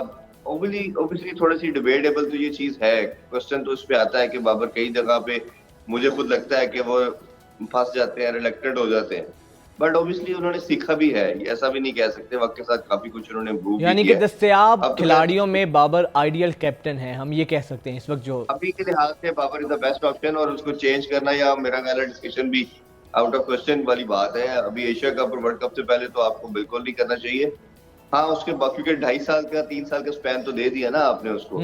और वर्ल्ड कप के बाद खुदा न खास्ता अगर हम किसी तरह नहीं कुछ अच्छा कर पाते, तो फिर आपको उस पर बात करनी चाहिए। अभी तो इसको फुल कॉन्फिडेंस देना चाहिए। अभी तो आपके पास कोई ऐसा प्रिपेयर्ड लड़का नहीं है कि जो ये जिम्मेदारी संभाल सके। तो on the given circumstances Babar is the best choice. ठीक है, बहुत शुक्रिया इरफान, बहुत शुक्रिया आपके वक्त का। और जिस तरह हमारी तो दुआ है, बेस्ट विश, जिस तरह श्रीलंका में हमारी टीम बेहतरीन कारकर्दगी का मुजाहरा कर रही है, एशिया कप में भी पाकिस्तान इसी परफॉर्मेंस के साथ मैदान में उतरे और फिर वर्ल्ड कप है आगे, वर्ल्ड कप में भी यही कारकर्दगी हम अपनी टीम से एक्सपेक्ट कर रहे हैं। और इसमें कोई शक नहीं है, हमारी टीम में इतना पोटेंशियल है कि हम कामयाबी से हमकिनार हो सकते हैं। भारत के हवाले से भी हमें बहुत ज़्यादा जो है ना तैयारी भी करने की ज़रूरत है और नफ्स पर भी काबू पाने की ज़रूरत है। खेल से ही जुड़ी खबर देते हैं आपको ख़वातीन के हवाले से। वीमेन क्रिकेट टीम की बैटर आयशा नसीम ने अब क्रिकेट को खैरबाद कह दिया है और उनके इस फैसले को बोर्ड ने कबूल भी कर लिया है। जबकि दूसरी जानिब वीमेंस की जो टीम है उसका भी ऐलान कर दिया गया है, लेकिन बिस्मा मारूफ इसमें शामिल नहीं है। एशियन गेम्स के लिए इस टीम का ऐलान किया गया है। बिस्मा मारूफ इसलिए शामिल नहीं है क्योंकि वहाँ पे अलाउ नहीं होता कि आप अपने बच्चों के साथ वहाँ पर आएँ, तो इसलिए बिस्मा को इससे जो है ना उनको इस टीम का हिस्सा नहीं बनाया गया है। इसके अलावा अगर हम बात करें तो पाकिस्तान की वीमेंस टीम 2010 में चीन में होने वाले एशियन गेम्स में और 2014 में जनूबी कोरिया में होने वाली एशियन गेम्स के क्रिकेट मुकाबलों में भी गोल्ड मेडल जीत चुकी है। तो उम्मीद तो बड़ी है, ये जो नया कॉम्बिनेशन तरतीब दिया गया है, ये जो नई टीम अब तश्कील दी गई है, गो के साबिक कप्तान बिस्मा मारूफ इसका हिस्सा नहीं है, लेकिन इसके बावजूद ये तवक्को की जा रही है कि हमारी जो वीमेंस हैं वो बेहतरीन कारकर्दगी का मुजाहरा करेंगी। और अब एशियन गेम्स में गोल्ड मेडल्स की हैट्रिक के लिए भी हमारी जो पाकिस्तानी ख़वातीन हैं वो बड़ी बेताब नज़र आ रही हैं। तैयारियां भी पूरी हैं। अब देखना ये है कि मैदान में किस तरह की कारकर्दगी का मुजाहरा करती हैं।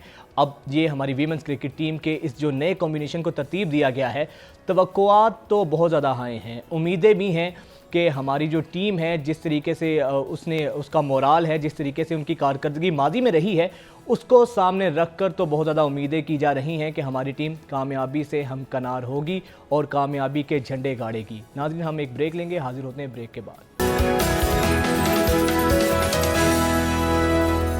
ब्रेक के बाद एक दफ़ा फिर से आपको खुशामदीद कहेंगे। नाज़रीन, कल भी हमने इस इशू पर बात की थी। इस्लामाबाद में जो सिविल जज आसिम हफीज़ साहब हैं, उनकी अहलिया की जानिब से जिस तरह कम सिन मुलाजमा पर तशद्दुद किया गया, जिस तरीके से बदतरीन तशद्दुद का उसको निशाना बनाया गया, उस बच्ची पर जुल्म सितम के पहाड़ तोड़े गए और उस बच्ची को अदमुआ छोड़ दिया गया, इस सारे मामले के ऊपर गो के मुकदमा तो दर्ज कर लिया गया है, कानून हरकत में आया है। लेकिन माजी में भी हमने देखा है कि जब भी इस तरह के घरेलू मुलाजमीन पर तशद्दुद किया जाता है, मीडिया पर जब तक शोर व गुगा होता है, मीडिया पर जब तक ये खबर चलती रहती है, तब तक तो कानून भी हरकत में रहता है। लेकिन जैसे ही ये खबर बैक पे जाती है, मीडिया से हटती है, तो फिर वही हमारा ताकतवर तबका जो है वो कहीं लालच से, कहीं डरा धमका के जो मुतासिरा फैमिली है उसको डरा दिया जाता है, और यही इस केस में हुआ है। अब जो बच्ची है मुतासिरा, उसके वालिद का बयान सामने आया है। उन्होंने कहा ये जो जज हैं सिविल जज आसिम हफीज़ साहब, इन्होंने उनको पेशकश की है कि आप मुकदमे से पीछे हटें, हम आपकी माली मदद करने को भी तैयार हैं, इलाज के तमाम अखराजात को भी हटाएंगे। तो बच्ची के वालिद ने कहा है कि हमने तो उनको ना कर दी है, मैंने उनको कहा है कि मेरी बच्ची पर बहुत ज़्यादा जुल्म व सितम हुआ है, हम तो किसी भी सूरत इस केस से पीछे नहीं हटेंगे, दस्तबरदार नहीं होंगे। लेकिन उन्होंने साथ साथ उस बच्ची के वालिद ने बड़ी खूबसूरत बात की है। उन्होंने ये जो जज हैं आसिम हफीज़ साहब, उनको कहा है कि आप ख़ुद जज हैं, तो हम आपसे इंसाफ की तवक्को करते हैं कि आप भी इस मामले में इंसाफ करेंगे। अब ठीक है, बच्ची के वालिद ने इनकार तो कर दिया है, लेकिन हमारे यहाँ जो अदालती निज़ाम है, आप भी सब जानते हैं, हम सब बखूबी वाकिफ़ हैं, कमज़ोर के लिए अलग कानून है, ताकतवर के लिए अलग कानून है। आखिर एक दिन अल्लाह करे, हमारी तो दुआ है, वैसे तो इन ऐसे मुकदमात जिसमें जो मुतासरा फ़रीक है वो कमज़ोर होता है, वहाँ पर तो रियासत फ़रीक बनती है। जितने भी महज़ब याफ्ता ममालिक हैं, जितने भी ताकतवर ममालिक हैं, वहाँ पर कमज़ोर के साथ हमेशा से रियासत फ़रीक बनती है, सरकारी वकील होता है। लेकिन इस मामले पे भी वैसे तो वज़ीर-ए-आज़म साहब को या जो मुतल्लिक़ा इंतज़ामिया है, इनको एक्शन लेना चाहिए था कि वो ख़ुद इसके अंदर हुकूमत फ़रीक बनती, ताकि जो ताकतवर है उसको सज़ा दी जाए। ताकत के ज़ोम में आकर हम लोग अपने मुलाज़मीन पर तशद्दुद करते हैं, उसके बाद फिर बाइज़्ज़त बरी भी हो जाते हैं, लेकिन इंसाफ नहीं मिलता है। कमेटीज़ बनती हैं, आला तहकीकाती कमीशन बनते हैं, उसके बावजूद भी कोई एक भी केस ऐसा नहीं है जहाँ पर मुल्ज़िम जो है वो कैफ़रे किरदार तक पहुँचा हो। इसी तमाम तर मामले पर बात करने के लिए कारकुन इंसानी हकूक़ अमरीन अजायब साहिबा हमारे साथ मौजूद हैं। अमरीन, बहुत शुक्रिया आपका। अमरीन, सबसे पहले तो ये बताइएगा, आए रोज़ ऐसे वाक़यात होते हैं, ये कोई पहला वाक़या तो नहीं है जहाँ पर इस तरह बच्ची घरेलू मुलाजमा पर तशद्दुद किया गया है, तो उसके ख़िलाफ़ एक्शन क्यों नहीं लिया जाता और क्यों कोई कानूनी कार्रवाई नहीं की जाती? माजी में कोई मिसाल मिलती है इसकी? अच्छा, क्यों बनाया जाता है का तो बड़ा सिंपल सा जवाब है कि वो कमज़ोर हैं, वो बेबस हैं, और वो हम अक्सर टर्म यूज़ करते हैं कि ये बच्चे किराए पे वालिदैन दे के चले जाते हैं और तनख्वाहें जो हैं वो खुद लेते हैं। सो बच्चा कमज़ोर है, लिहाजा यहाँ पर कमज़ोर के खिलाफ तशद्दुद करने के बारे में कोई बात नहीं होती। जहाँ तक सज़ाएं ना देने की बात है, तो उसमें एक बहुत अहम बात यह है कि अभी तक बहुत अरसे पहले, कुछ अर्सा पहले तक तो इसके सिलसिले से में कोई इफेक्टिव कानून नहीं था।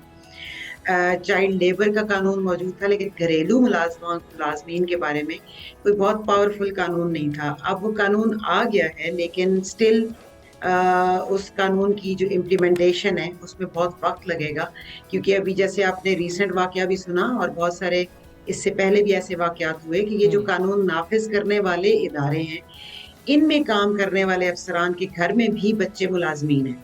तो आप खुद सोचें कि फिर वो कानून को नाफिज करने के लिए क्यों कंट्रीब्यूट करेंगे और क्यों चाहेंगे कि इस कानून को इफेक्टिवली इम्प्लीमेंट किया जाए, जबकि वो खुद इस कानून की इम्प्लीमेंट। अच्छा अमरीन, ये तो बताइएगा कि ये तो खुद कानून की खिलाफ वर्जी है जिसका आपने भी, ये तो चाइल्ड लेबर के ज़िम्मे में आता है कि एक कम सिन मुलाजमा है जिसकी उम्र भी नहीं है, तो यहाँ पर भी हम इस कानून की खुला खिलाफ वर्जी देख रहे हैं।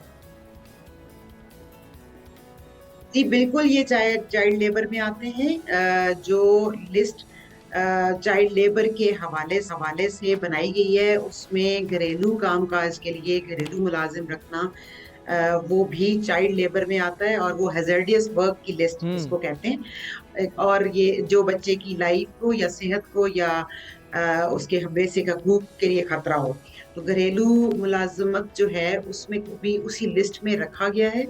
और पाकिस्तान के कानून के मुताबिक ये बिल्कुल चाइल्ड लेबर में आता है, और चाइल्ड लेबर के खास तौर पर जो हैजर्डियस चाइल्ड लेबर है ये उसमें आता है, और इसको एड्रेस करना बहुत ज़रूरी है। अमरीन, ये जो बताएं कि क्या आपको माजी में एक भी मिसाल ऐसी मिलती है क्योंकि ताकतवर हो और ऐसे वाक़यात पहले भी रिपोर्ट हुए हैं, उसको कोई सज़ा मिली हो? आखिर सज़ा क्यों नहीं मिलती? सिर्फ यही कि वो ताकतवर हैं, या आपके सामने कोई मिसाल है ऐसी कि जिसको सज़ा भी मिली हो? ये बिल्कुल सही बात है कि अगर अदालतों का निज़ाम, अगर इंसाफ का निज़ाम और इंसाफ तक रसाई एक आम आदमी के लिए भी इतनी ही आसान हो जितनी किसी भी ताकतवर आदमी के लिए होती है, तो बहुत सारे ऐसे वाक़यात की रोकथाम हो सकती है। क्योंकि सबसे पहली बात तो अगर कानून नाफिज हो जाएगा तो बच्चा मुलाजमत के लिए जाएगा ही नहीं, और खुदा न खास्ता कहीं ऐसी जगह पर है भी, तो अगर अदालतों का निज़ाम तेज़ है और उन लोगों के लिए उनकी रसाई मुमकिन है, तो फिर यकीनन इसमें कमी लाई जा सकती है। लेकिन बात सिर्फ ये है कि ताकतवर के लिए कानून यहाँ और है और कमज़ोर के लिए और है।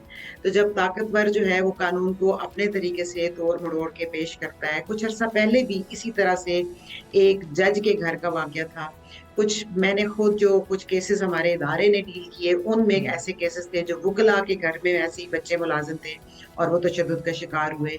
तो ये सारे वो लोग जो असल में कानून नाफिज करने के जिम्मेदार हैं, अगर वो अपने घर में चाइल्ड लेबर से फ़ायदा उठा रहे हैं, तो ज़ाहिर है कि वो सब जो हैं वो इसको कानून को कामयाबी से इम्प्लीमेंट होने में अमरीन, इदारे सबसे तो बड़ी मौजूद रुकावट हैं। लेबर जो इदारा है, चाइल्ड प्रोटेक्शन ब्यूरो, उसका तो काम ही ये है। आप बताइएगा, ये जो घरेलू मुलाजमीन पर इस तरह के तशद्दुद के वाक़यात आते हैं, तो ये भी चाइल्ड प्रोटेक्शन ब्यूरो के इदारे इख्तियार में आते हैं?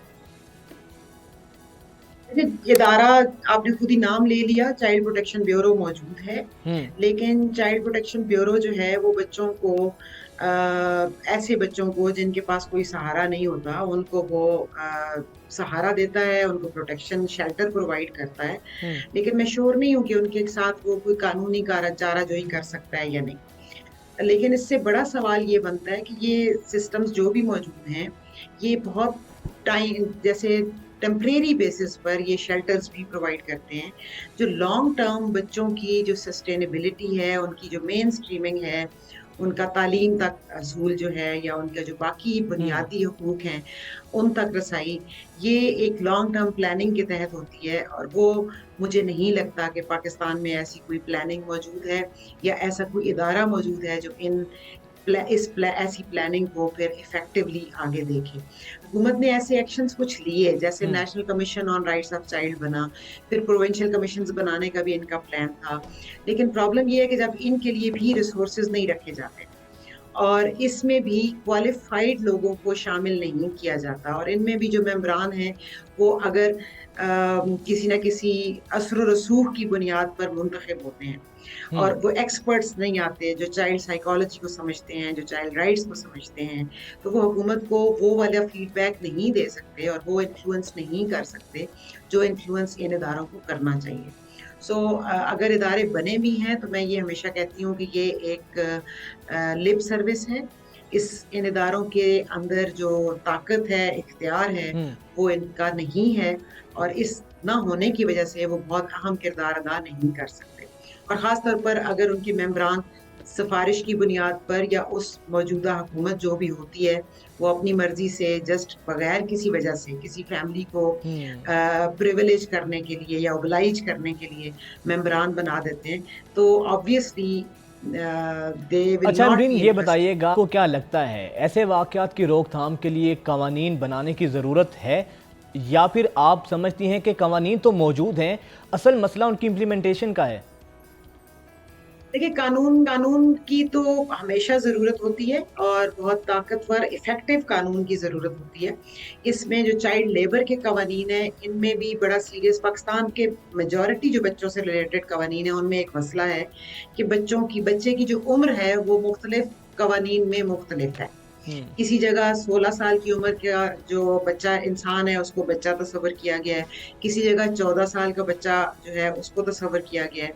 तो जो यूनाइटेड नेशंस का convention of rights of children है, जो आपने साइन किया हुआ है, इस मुल्क ने हमारे मुल्क ने साइन किया हुआ है, उसके मुताबिक बच्चे की उम्र 18 साल है। और दुनिया भर में 18 साल से कम उम्र बच्चे किसी हैजर्डियस लेबर में नहीं जाते। 14 साल 15 साल के बाद कुछ जॉब्स या कुछ काम करने की, कुछ घंटे काम सीखने की वर्ल्ड वाइड इजाजत होती है, ताकि वो बच्चे जब 18 साल के बाद एक अपनी इंडिपेंडेंट लाइफ शुरू करें तो उनके पास कोई ना कोई स्किल मौजूद हो। लेकिन उसके लिए बाकायदा सिस्टम होता है कि कौन से काम बच्चे कर सकते हैं, और उन कामों में से भी कोई ऐसे तो नहीं है जिससे उनकी तालीम पे फर्क आ रहा है, या उनके जो बुनियादी हकूक हैं, उनकी सेहत पे फर्क आ रहा है, या उनके लिए लाइफ थ्रेटनिंग है, या उनकी जो लेयर का उनका राइट है उसको तो नहीं इफेक्ट कर रहा। तो ये सारी चीज़ों को देखते हुए 14 से 15 साल मुख्तलिफ मुल्कों में उम्रें रखी गई हैं कि इसके बाद बच्चे 1-2 घंटे के लिए, 3 घंटे के लिए किसी भी ऐसी जगह काम कर सकते हैं जहाँ पर प्रोटेक्शन है उनके राइट्स की। तो लेकिन हमारे यहाँ तो ऐसा कुछ है ही नहीं कानून के हवाले से, लिहाजा कानून बनाना भी बहुत ज़रूरी है, लेकिन उसके साथ साथ कानून की इम्प्लीमेंटेशन में ऐसे लोगों की तो ख़ास तौर पर जवाबदेही होनी चाहिए कि जो कानून बनाने वाले, कानून नाफिज करने वाले इदारों से ताल्लुक़ रखते हैं, और उसके लास्टली बावजूद अमरीन ये बता, कैसे वाक़यात का तदारुक कैसे मुमकिन है? जो लोग इस तरह मुलाज़मीन पर तशद्दुद करते हैं, सज़ाएं क्या सजेस्ट करेंगी आप? कानून क्या होना चाहिए उनके बारे में? सिर्फ सजाओं से शायद ऐसे वाकयात का तदारुक नहीं होगा। इसमें सबसे पहले तो इस रीज़न को देखना पड़ेगा कि वालिदैन क्यों मजबूर हो जाते हैं कि वो अपने बच्चों को लोगों के घरों में दे दें तनख्वाह पर या किसी भी तरह के लेबर वर्क पे। सबसे पहले तो वो वाली रीजंस को आइडेंटिफाई करना पड़ेगा, उनकी साइड पर काम करना पड़ेगा। इसमें मतलब बच्चों की तादाद कितनी है उन घरों में, मतलब बहुत सारा, ये बड़ा ब्रॉड इशू। फैमिली प्लानिंग इसमें आती है, देन बच्चों की तालीम तक रसाई इसमें आती है, फ्री तालीम आती है या नहीं आती है, फिर वो बच्चे जो तालीम हासिल कर रहे हैं उसका कोई उनको फ़ायदा है या नहीं है, वो क्या इनकम जनरेशन में कंट्रीब्यूट करेगी या नहीं।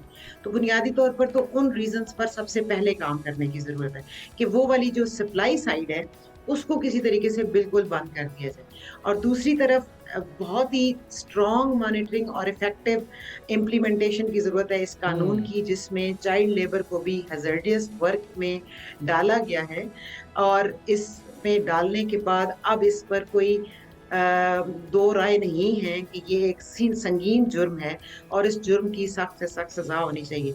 लेकिन इसके दरमियान तीसरी बात भी है कि अगर आप सज़ा जो है वो 6 महीने और साल और 10 साल के बाद देते हैं तो फिर लोगों के पास इतने वसाइल ही नहीं है कि वो अदालतों तक जा सकें। सो स्पीडी जस्टिस होना बहुत ज़रूरी है, स्पीडी जस्टिस होना बहुत ज़रूरी, और सज़ाएं मिलना बहुत ज़रूरी है। बहुत शुक्रिया अमरीन आपके वक्त का। वैसे भी दुनिया में हमेशा हमने देखा है कि जहाँ पर सख्त कानून साजी होती है, कानून तो मौजूद हैं, पाकिस्तान में कवानीन की तो एक भरमार है, लेकिन असल मसला कानून के नफाज का है, कानून की इम्प्लीमेंटेशन का असल मसला है। अगर कानून का नफाज हो, सज़ाएं मिलें, तो आइंदा ऐसे वाक़यात ना हो, वरना रोज़ाना एक कुछ अरसे के बाद हमें ऐसे वाक़यात देखने को मिलते हैं, और ये तो वो वाक़यात हैं जो कि मीडिया पे रिपोर्ट हो जाते हैं। बेशुमार तो ऐसे वाक़यात हैं जो रिपोर्ट तक नहीं होते हैं। खैर, अब आगे बढ़ते हैं, मोहब्बत का कुछ जिक्र कर लें। और किसी ने ठीक कहा है कि मोहब्बत की कोई सरहद नहीं होती है। आजकल तो वैसे ही पता नहीं पाकिस्तान और भारत के माबैन एक्सचेंज ऑफ लव जो है बहुत ज़्यादा हो रहा है। पहले हमारी खातून किसी भारतीय की मोहब्बत में गिरफ़्तार होकर वहाँ पर गई, सीमा हैदर, और अब भारत की खातून जो दीरबाला का नौजवान है, उसका नाम है नसरुल्लाह, उसकी मोहब्बत में वो भारत से पाकिस्तान आई हैं, दीरबाला पहुंची हैं। उन्होंने ना सिर्फ उनसे निकाह किया है बल्कि पहले इस्लाम कबूल किया है, और उसके निकाह की तस्दीक कर दी गई है। डीआईजी नासिर महमूद ने अंजू और नसरुल्लाह के निकाह की तस्दीक भी कर दी है। तो ये तो एक मोहब्बत की ये एक दास्तान है। कुछ भारत और पाकिस्तान वैसे जितने मर्जी ये एक दूसरे के हरीफ हैं, लेकिन मोहब्बतों का एक्सचेंज जो है ना वो होता रहता है। अब ये जो नया कपल है, ये जो अंजू जो कि पाकिस्तान तशरीफ़ लाई हैं, अब उनकी मसरूफियात क्या हैं, कैसी एक्टिविटीज़ ये कपल कर रहा है, इस नए जोड़े की मसरूफियात तो आपने देखी हैं और हमारी तो नेक तमन्नाएं हैं। वाकई में मोहब्बत की ना तो कोई सरहद होती है, ना तो कोई मज़हब होता है, ना तो कोई मोहब्बत का कोई अकीदा होता है। अब खुशो खुरम ये लड़की अंजू जो भारत से पाकिस्तान आई है, इस लड़के की मोहब्बत में, अब इसका जो इस्लामी नाम है वो फ़ातिमा है। और अंजू ने वीडियो बयान में कहा है कि कोई मेरे पर ज़बरदस्ती नहीं है, मैं अपनी मर्ज़ी से आई हूँ। मैं इस लड़के नसरुल्लाह जिसका नाम है, इसकी मोहब्बत में मैं यहाँ पर आई हूँ और 1-2 रोज़ बाद वो दोबारा भारत चली जाएंगी, तो लिहाजा मेरे अहले खाना को तंग ना किया जाए। 10 तोले सोना जो है वो हक़ में रखा गया है। पूरे इस्लामी वो शरीयत के मुताबिक जो है निकाह हुआ है और ये बहुत अच्छी चीज़ है। ऐसी चीज़ें होनी चाहिए मोहब्बत के हवाले से, और बड़ी अप्रिशिएट करेंगे हम कि एक खातून इंडिया से चलकर पाकिस्तान पहुंची है और फिर निकाह किया है। तो हमारी बहुत सी नेक तमन्नाएं हैं इस जोड़े के लिए। हम हाजिर होते हैं ब्रेक के बाद।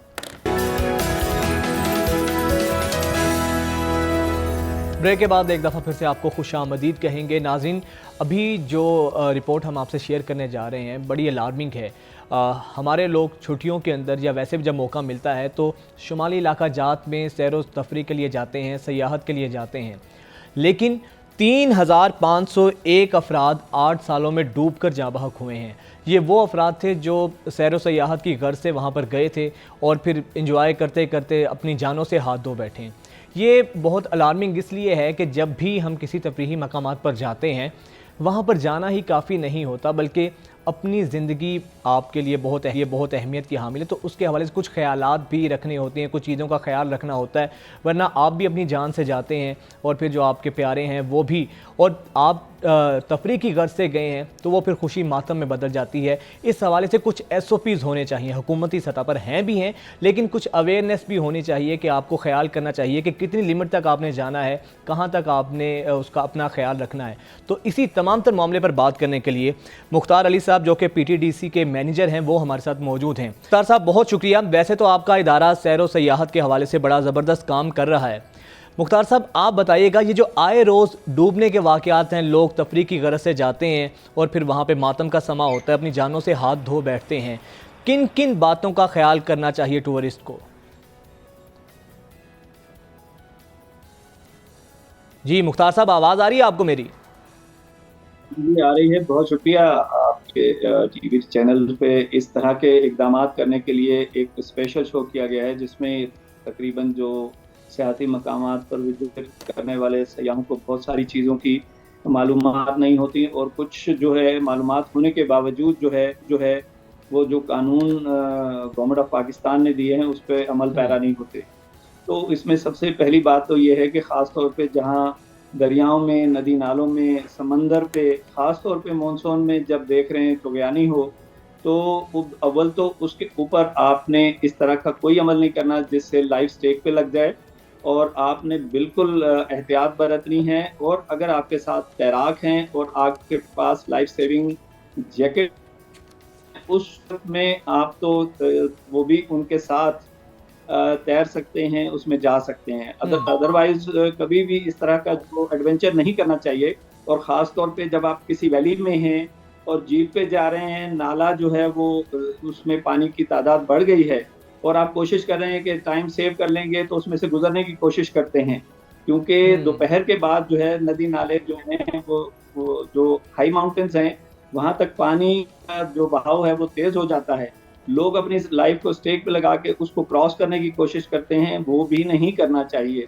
ख़ास तौर पे उन इलाकों में जहाँ बारिशें हैं, और ख़ास तौर पे जब भी वेदर अपडेट देखे बगैर, और जो टूरिस्ट इंफॉर्मेशन सेंटर कायम किए हुए हैं मुख्तलिफ सूबों ने और पाकिस्तान टूरिज़म में, वहाँ पे जाके अपडेट्स ली जा सकती हैं और फिर अपने जो सियाहती मकामात का रुख करना चाहिए, ताकि आप जिस एक्सकर्शन के लिए जा रहे हैं वो आपके लिए। अच्छा मुख्तार साहब, ये बताइएगा, आपका जो इदारा है TDCP और PTDC, ये सयाहत, इनका तो मकसद ही बाकायदा सयाहत का फ़रोग है और उस हवाले से आपके इक़दाम भी हमने गुज़िश्ता अरसे में देखे हैं।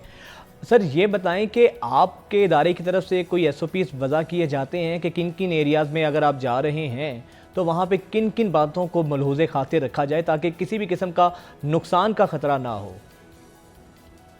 जी, मैं आपको ये बताता चलूं कि पिछले 1 साल से NDMA और PTDCO और ऐसे इदारे जो सूबाई लेवल पे काम कर रहे हैं, कमिश्नर के लेवल पे और AC के अंडर में जो एरियाज आते हैं, वो वहाँ पे लोगों को जो है ड्यूटी असाइन की जाती हैं। बेसिकली अगर टूरिस्ट अगर किसी विजिट के लिए निकलता है, जिन बातों का ख्याल करना चाहिए, सबसे पहले अपनी कार को फिट रखना चाहिए जिसके ऊपर सफ़र कर रहे हैं, आप ड्राइव कर रहे हैं, आपको ड्राइविंग आनी चाहिए। और आप किसी नए जो है ड्राइवर को या जिसने पहाड़ों पे पहले ड्राइव ना किया हो, आपके टायर ठीक होने चाहिए, गाड़ी की ओवरहालिंग हुई होनी चाहिए ताकि उसकी फाइन ट्यूनिंग होनी चाहिए। फिर अपने साथ कम से कम खाने पीने की ऐसी अशिया जो आपको वक्त ज़रूरत कम पड़ सकती हैं, कहीं रास्ता बंद हो गया है, कहीं आपको स्टे करना पड़ जाता है, आपके साथ बच्चे हैं और क्योंकि हाई माउंटेन्स के ऊपर क्योंकि ठंडा इलाका है, छोटे बच्चों के साथ जाते हैं तो उनके वार्म क्लोथ साथ रखें, अपने भी रखें और छतरी जो है अम्ब्रेला साथ रखें। और ख़ास तौर पे जिन जिन इलाकों में जा रहे हैं वहाँ पे इंफॉर्मेशन सेंटर रास्ते में मिलते हैं और जब यहाँ से भी जाएं, अपने लाहौर से जाएं, कराची से, इस्लामाबाद से, वहाँ टूरिस्ट इंफॉर्मेशन सेंटर हैं, उनसे तमाम से मालूमात लेकर पहुंचे ताकि आपको कहीं भी मसाइल का सामना ना करना पड़े। बहुत अच्छी बात की। ये जो हमारे व्यूवर्स हैं जो हमें देख रहे हैं उनके लिए बहुत ज़्यादा ज़रूरत की अहमियत की बातें हैं ये कि आपने अगर निकलना है किन किन बातों का ख्याल रखना है।